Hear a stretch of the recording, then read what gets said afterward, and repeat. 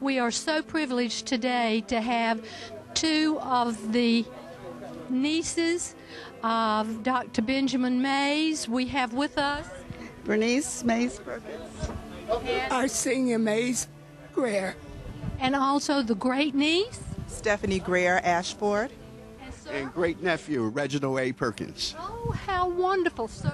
Great nephew Michael Smith. When I think about my Uncle Benny, I think about how he always cared for the children, and whenever he would come up north to visit us in Cleveland, he always took time out and talked to us all individually, wanting to know what were our dreams, how were we doing in school. And he gave me some very important words when I graduated from high school, encouraging me to go on to college, that I took very seriously, and I miss him. I miss him a lot. Education was very important in your family, wasn't it? What about as a nephew, sir? Yes, Uncle Benny was an inspiration to me as I grew up, and I went on to pursue my career. Also, like my cousin stated, he always, when he came up, he asked about our values, our views, and our directions we wanted to go in life. And we were very encouraged and impressed about that. He was quite a family man, wasn't he? Yes, he was. And one thing I really enjoyed about him was the fact that when we got together, he loved to debate. And yes, with the family, we get together, and I love that as well. And once I went to Washington, D.C. as well, and me, him, and another gentleman, we sat down and debated certain issues, So he was a great encouragement. He was my mother's uncle. True. I am delighted to see this day come through. We put in a lot of work and a lot of money in this project to honor an American educator that far surpasses most educators that I know with reference to his achievement.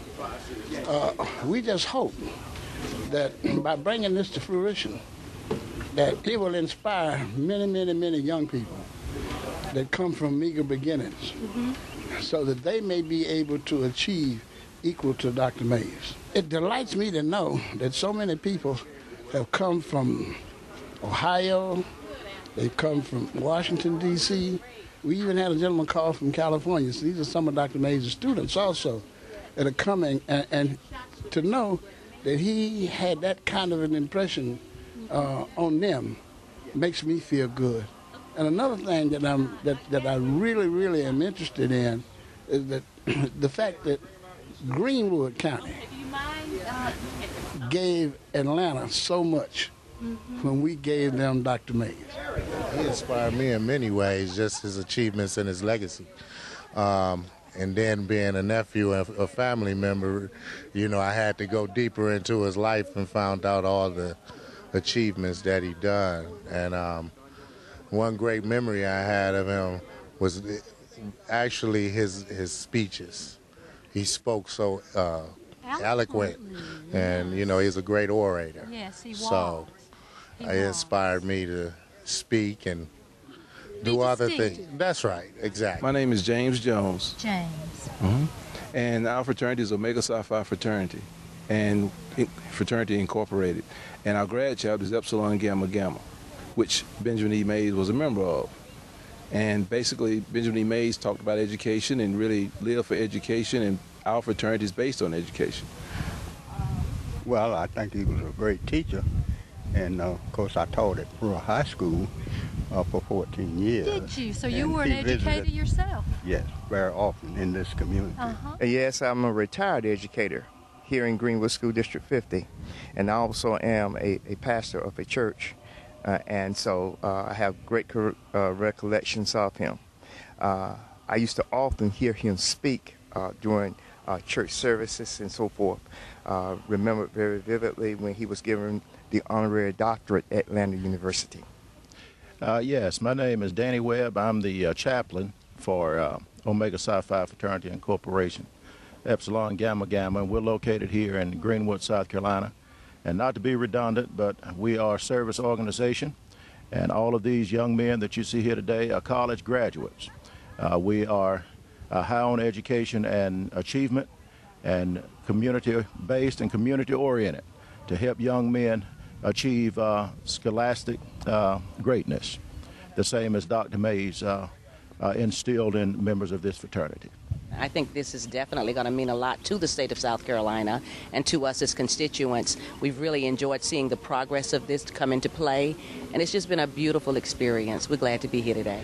Well, I appreciate the opportunity to be invited, number one. This is a great day in our history, and Greenwood has a very stoic history, and it's a history of cooperation and people working together.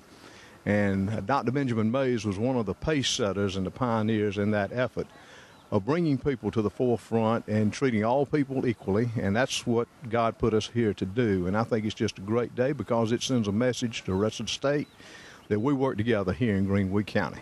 And it's for the people that have laid the groundwork like him, that have contributed so much and sacrificed so much, and been such a tremendous success story, that we all need to continue to build upon what the foundation that he helped lay. I didn't know Dr. Mays, but Lander University knew him. We gave him an honorary doctorate back in 1974, and that was the year that Larry Jackson was inaugurated president of Lander, and also the year when Lander's first year as a state institution. We published Dr. Mays' autobiography in one of our magazines, and we've established a scholarship there in his name, and just a few years ago, 2007, that scholarship there was a fundraising effort here in Greenwood by some friends of the family and businesses and community leaders, and they raised enough money to endow that scholarship. So now we have a Benjamin Mays Scholarship at Lander that'll go on in perpetuity. Dr. Mays was an educational visionary who believed in intelligence and character development. He felt that education should always make us smarter, but it should make us better people. And at Morehouse and throughout the nation, as he moved about, he promoted what today we call the 5 wells.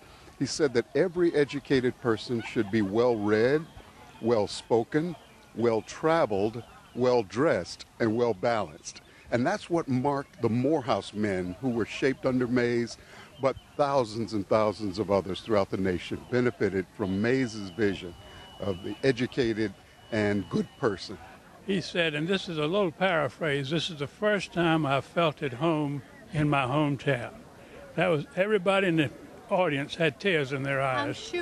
I'm sure. What a wonderful honor, and it all started with you. Well, a lot of people, including Brian Dawn, said, if you don't give him an honorary degree, I'm getting you out of town immediately.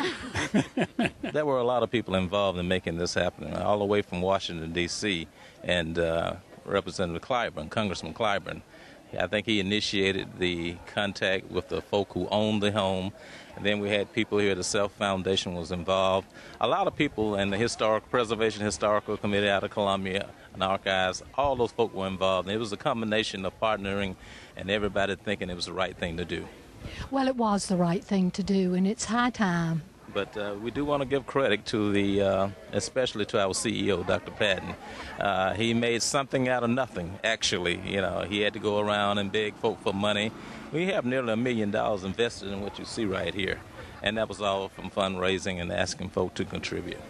Absolutely. I'm thrilled to be here. I'm the 7th president of Bates College, so presidents stay a long time at a college that was founded in 1855 by Orrin Cheney, who was an abolitionist. And since 1855, the college has committed itself to educating men and women of all races and religions. And Benjamin Mays came to Bates in the class of 1920.